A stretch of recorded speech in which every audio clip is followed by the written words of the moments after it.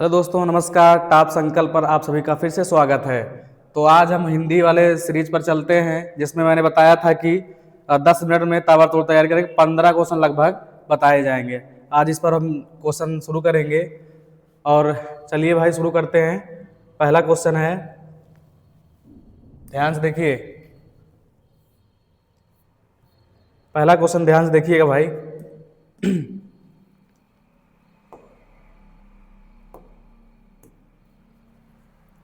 पहला क्वेश्चन है, हिंदी शब्दकोश में का के बाद कौन सा व्यंजन दिखाई देता है? आपके हिसाब से हिंदी शब्दकोश में आप सोच रहे होंगे का के बाद खा आएगा। जैसे देख लीजिए, आप जानते ही हैं हिंदी वर्णमाला में हिंदी हिंदी वर्णमाला में हिंदी वर्णमाला में का के बाद खा आता है, लेकिन शब्दकोश में का के बाद छा आता है भाई। छा क्योंकि किस क्या मिलके बनता है? का प्लस सा मिलके बनता है, इसलिए ये शब्दकोश में ये डायरेक्ट आता है। तो ऑप्शन कौन सा है? ऑप्शन नंबर डी यहाँ पर सही है। का के बाद कौन सा आएगा? छा आएगा। अगला क्वेश्चन देखते हैं।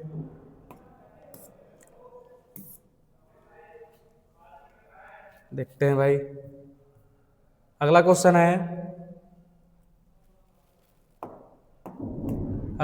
है, निम्न विकल्पों में कुछ पुस्तकों और उनके लेखक के जोड़े दिए गए हैं, इनमें से एक जोड़ा गलत है, बताइए कौन सा जोड़ा गलत है?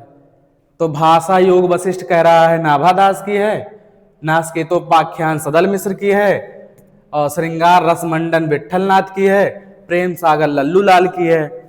तो इसमें देखिए कम से कम 3 ये सही हैं। नासकेतोपाख्यान सदल मिश्र की है, श्रृंगार रसमंडन विट्ठलनाथ की है, प्रेम सागर लल्लू लाल की है। तो इसमें पूछा था कौन सा जोड़ा गलत है, तो इसमें जोड़ा गलत है ये वाला भाई, ये वाला जोड़ा गलत है। तो भाषा जो योग वशिष्ठ है, भाषा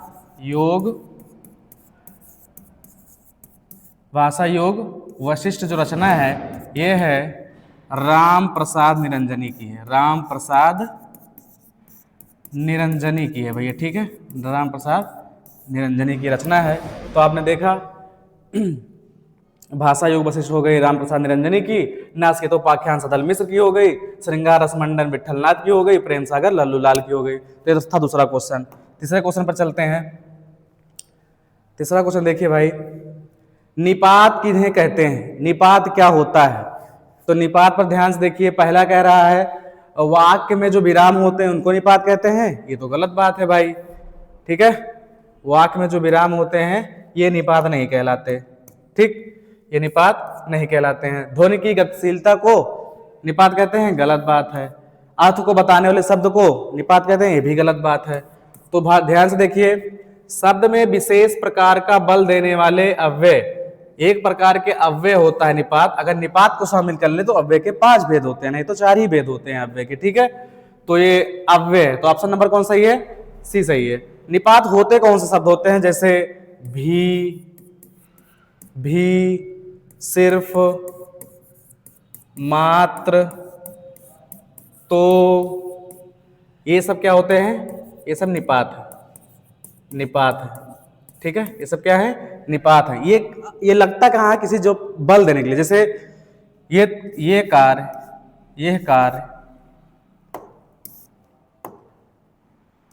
मैं भी चलूंगा लिखा हुआ है, यहाँ पर भी शब्द आया है तो थोड़ा सा बल प्रकट कर रहा है। क्या प्रकट कर रहा है?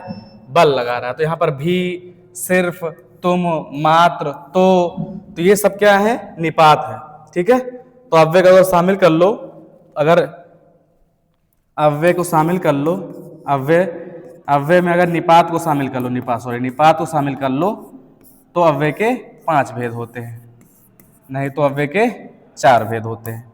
ये पिछली बार यूपी पुलिस में काफी इस बार चर्चा हुई थी, ठीक है। तो सही दोनों माना गया था, जिसने 5 लगाया था, जिसने 4 लगाया, दोनों को नंबर दे दिया गया था, लेकिन किसी किताब में 4 दिया, किसी में 5 दिया था। अगला क्वेश्चन देखते हैं। अगला क्वेश्चन है,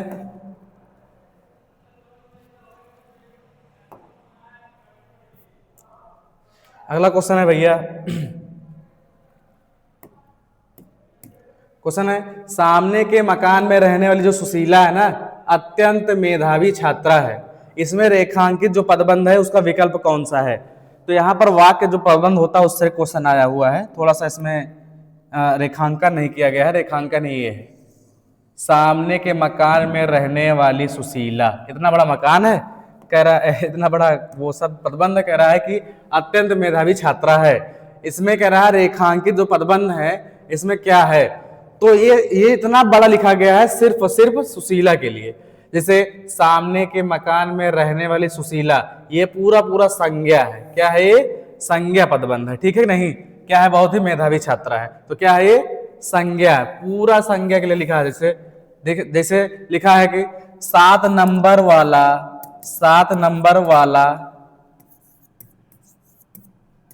खिलाड़ी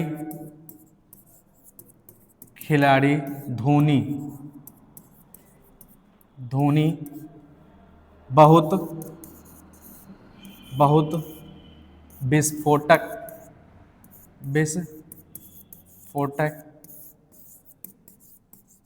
बल्लेबाजी करता है। तो आपने देखा क्या, तो ये 7 नंबर वाला खिलाड़ी धोनी इतना बड़ा दिया है, तो ये सब क्या है, संज्ञा पदबंध है। इतना बड़ा धोनी के लिए इतना बड़ा बताया गया है, ठीक है, तो ये क्या है, संज्ञा पदबंध है। आगे क्वेश्चन देखते हैं। क्वेश्चन है, इसमें मिलान करना था, थोड़ा सा क्वेश्चन मिस्टेक हुआ, लेकिन देख लेते हैं, बता देता हूं मैं। सूची 1 है, सूची 1 को मिलान करना है सूची 2 में, ठीक है। पहले कह रहा था ए, ये जो आप है, वी यह है, सी कुछ है, ठीक है, और डी जो है। तो ऑप्शन में दिया गया है, ऑप्शन में पहला ऑप्शन में दिया गया है, पहले में संबंधवाचक,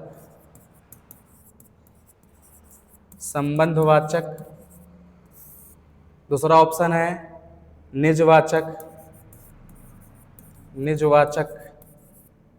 तीसरा ऑप्शन है अनिश्चयवाचक,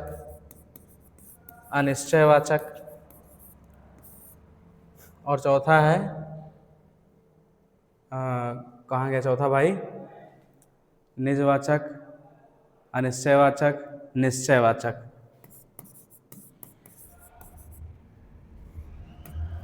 लिख दे रहा हूं, निश्चयवाचक।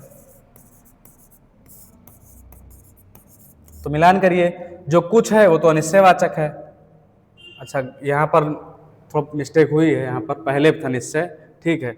जो सो है संबंधवाचक है, ठीक है। यह वह, ये क्या है, निश्चयवाचक है, और आप क्या है, निजवाचक है। आप ही, स्वयं ही, आप, स्वयं, ये सब निजवाचक हैं भाई, ठीक है। तो यहाँ पर मिलान थोड़ा सा दिक्कत हुई है, ठीक है। आप जो है वो चला जाएगा किसमें, आप हो जाएगा निजवाचक में। निजवाचक कौन सा है, सी नंबर, ए का 3, पहले ही ऑप्शन में दिया गया है, लगा सकते थे, ठीक है। अच्छा, सी का 1 दिया गया है, आप ऐसे ही मिला लीजिएगा। थोड़ा सा ऑप्शन मिस्टेक हुई है, इसमें ऑप्शन में थोड़ा मिस्टेक हुआ है, अब इसको मिला लीजिएगा, ठीक है भाई। अगला क्वेश्चन देखते हैं।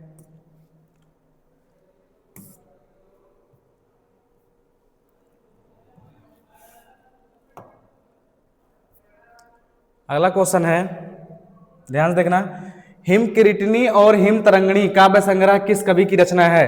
तो इनको हिमतरंगिणी पर पहली बार इनको कौन सा अवार्ड मिला था, साहित्य अकादमी अवार्ड मिला था। तो आप लोग समझ गए होंगे किसकी रचना है। साहित्य अकादमी पाने वाले 55 में, साहित्य अकादमी 55 में मिलता है इनको, पहला अवार्ड इनको मिलता है हिमतरंगिणी के लिए। वो कौन है, माखनलाल चतुर्वेदी है भाई, ठीक है, माखनलाल चतुर्वेदी हैं। ऑप्शन ये वाला सही हो जाएगा। जल्दी जल्दी देखना है क्योंकि हमें क्वेश्चन भी पूरे करने हैं। कौन सी लिपि है भाषा, वह कौन सी भाषा लिपि जो रोमन लिपि में नहीं लिखी जाती है? तो रोमन लिपि आपको पता होना चाहिए, रोमन लिपि से जर्मन लिखी जाती है, रोमन लिपि से पुर्तगाली लिखी जाती है, रोमन लिपि से अंग्रेजी लिखी जाती है, और फ्रांसीसी भी लिखी जाती है, फ्रांसीसी भी रोमन लिपि से लिखी जाती है। तो ये कुछ है जो कि रोमन लिपि से लिखे जाते हैं, किससे? रोमन लिपि से, ठीक है। लेकिन जो चीनी शब्द है, ये जो चीनी है लिपि है, ये नहीं, ये भाषा ये नहीं लिखी जाती है, ठीक है। इनकी कुछ ना कुछ अभी भी चित्रात्मक भाषा चलती है, उनकी लिपि चित्रात्मक है, ठीक है नहीं, चित्र जैसा लिखा रहता है, अभी भी वही चल रही है। बाकी ये सब रोमन लिपि है। और हिंदी में ब्राह्मी लिपि होती है, वो देवनागरी लिपि होती है, देवनागरी लिपि जो हम लोग लिखते हैं बाएं से दाएं, ठीक है नहीं, उस ब्राह्मी लिपि से लिया गया है। अधिकतर लिपियों का विकास ब्राह्मी लिपि से हुआ है, ठीक है। आगे देख लेते हैं, आया था तो हिंदी का मैंने भी बता दिया उसमें। अगला क्वेश्चन है, करेक्ट करना है इसको, ध्यान से देखिए। पिता ने पुत्र से कहा कुछ देर हो रही है, कब आओगे? क्या इसमें विराम चिन्ह सही है? फिर कह रहा है पिता ने पुत्र से कहा देर हो रही है, कब आओगे? इसमें चिन्ह सही है? या पिता ने पुत्र से कहा देर हो रही है, कब आओगे? पहली बात यहां देखो, क्वेश्चन पूछ रहा कब आओगे, पीछे अगर क्वेश्चन मार्क होना चाहिए। क्वेश्चन मार्क इसमें नहीं है, क्वेश्चन मार्क इसमें नहीं है, क्वेश्चन मार्क इसमें है, इसमें है। अब चेक कर लेते हैं भैया, अब ध्यान से देखो। अब यहां तो देखो, हाँ यहां देख लीजिए, यहाँ क्वेश्चन मार्क था, यहाँ भी क्वेश्चन मार्क है, लेकिन यहाँ इन्वर्टेड कामा नहीं है, यहाँ कामा होना चाहिए था, जो कि इसमें नहीं है। तो ये भी गलत हुआ, ये भी गलत हुआ, ये भी गलत हुआ। तो ऑप्शन नंबर 3 सही है। इसमें सही जगह विराम चिन्हों का प्रयोग किया गया है, ठीक है। विराम चिन्ह कितने होते हैं आप जानते ही होंगे, विराम चिन्हों की संख्या 20 मानी गई है, ठीक है। विराम चिन्हों की जो संख्या है, कामता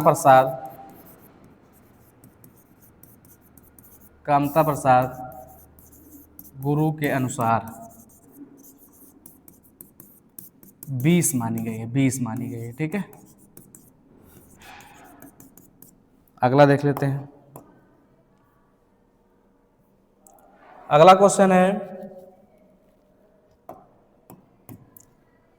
दिए गए वाक्य में सर्वनाम ज्ञात कीजिए। यह वही पुस्तक है जो गुम हो गई, ये वही पुस्तक है जो गुम हो गई है, ठीक है। सर्वनाम के 6 भेद होते हैं, उसमें से 4 दिया गया है। इसमें कह रहा है कि यह वही पुस्तक है जो गुम हो गई है। पहले वाक्य में दूसरे वाक्य की जो कंडीशन उसमें बताई गई है, कुछ ना कुछ इसका संबंध है इसमें, तो यहाँ पर संबंध है तो संबंधवाचक सर्वनाम हो जाएगा, ठीक है नहीं। प्रश्नवाचक आपको पता है क्या, क्यों, कैसे होता है, पुरुषवाचक क्या हुआ, निजवाचक स्वयं, ठीक है, खुद, ये सब होता है। अगला क्वेश्चन देख लेते हैं। अगला क्वेश्चन है, ध्यान से देखो भाई। अगला क्वेश्चन है, स्वपच और स्वपच। स्वपच का होता है चांडाल, एक होता है स्वयं भोजन बनाने वाला। ये तो सही है। कह रहा है कि कौन सा अर्थभेद सही नहीं है, ये पूछ रहा था। प्रवाल और कौन सा था यहाँ पर, एक गलत हुआ है, ठीक है। प्रचार, मूंगा और वस्त्र, ये भी सही है। हुति और हुति या हवन और बुढ़ापा, ये भी सही है। यहाँ पर थाती और थाती, ये थोड़ा सा गलत हुआ है, ये वाला इसका होना चाहिए था, ठीक है। जो थाती है और जो थाती है, इसका अलग अलग अर्थ होता है, ठीक है। थाती का मतलब होता है स्थिरता, क्या होती है, स्थिरता, और इसका मतलब क्या होता है, धरोहर। थोड़ा सा उल्टा लिखा हुआ है इसमें, फंस जाते हैं बच्चे इसी में, ठीक है नहीं। इसका ये वाला हो जाएगा और इसका ये वाला हो जाएगा भाई, ठीक है। आगे देखिए। अगला क्वेश्चन है, कौन सा क्वेश्चन इसमें सही लिखा हुआ है। यहाँ पर वर्तनी का क्वेश्चन आया हुआ है। वर्तनी कुछ ज्यादा ही इंपॉर्टेंट है, समझ लीजिए। जैसे यहाँ पर सही शब्द कौन सा है, तो शुद्ध शब्द यहाँ पर है महातम्य। कौन सा होता है, महातम्य होता है। कुछ आप लोग शब्द भी जान रहे हैं जो कुछ आने वाले हैं, ऐसे यहाँ पर निरोग गलत होता है, इसकी जगह क्या होता है, निरोग होता है, ठीक है। यहाँ पर परीक्षा गलत होता है, यहाँ पर परीक्षा इस तरीके से होता है, ठीक। वैसे अनाधिकार गलत होता है, अनधिकार भी गलत लिखा है, इसका होता है अनधिकार, अनधिकार। तो कुछ ऐसे शब्द हैं आपको देखने चाहिए, ठीक है। अगला देखते हैं कुछ क्वेश्चन। अगला क्वेश्चन है,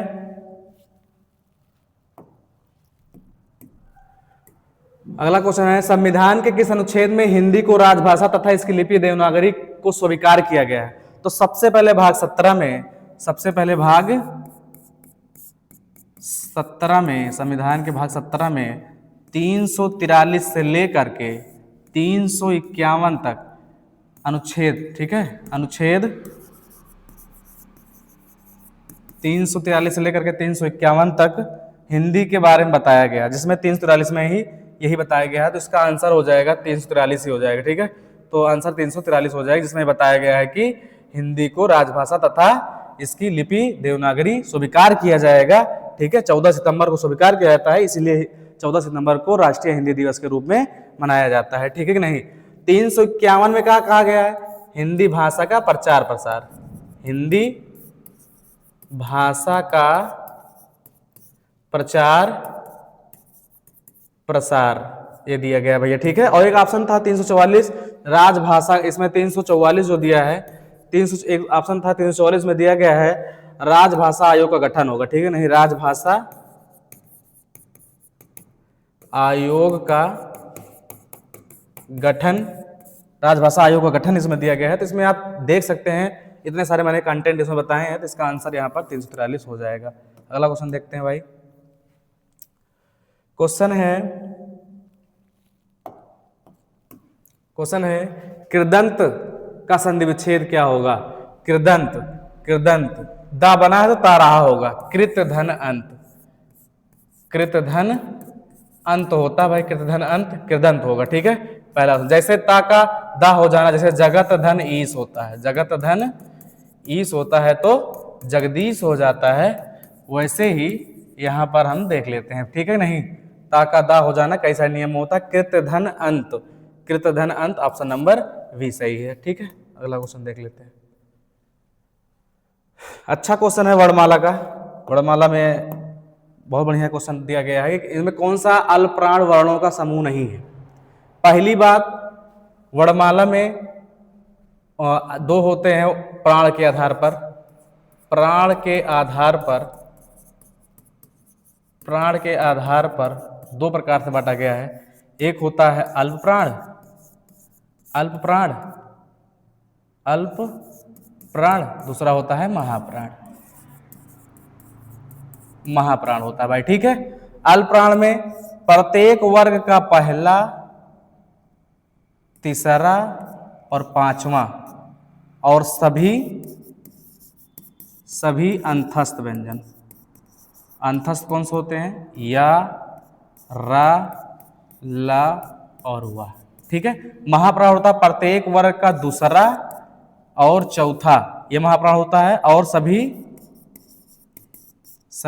ऊष्म व्यंजन, सभी ऊष्म व्यंजन क्या होते हैं? सभी ऊष्म व्यंजन क्या होते हैं भैया? महाप्राण होते हैं। ऊष्म कौन सा होता है? सा,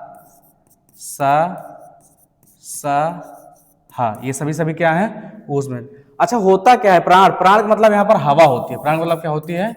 हवा। जिसको बोलने पर ज्यादा हवा निकलती है उसे कहते हैं प्राण।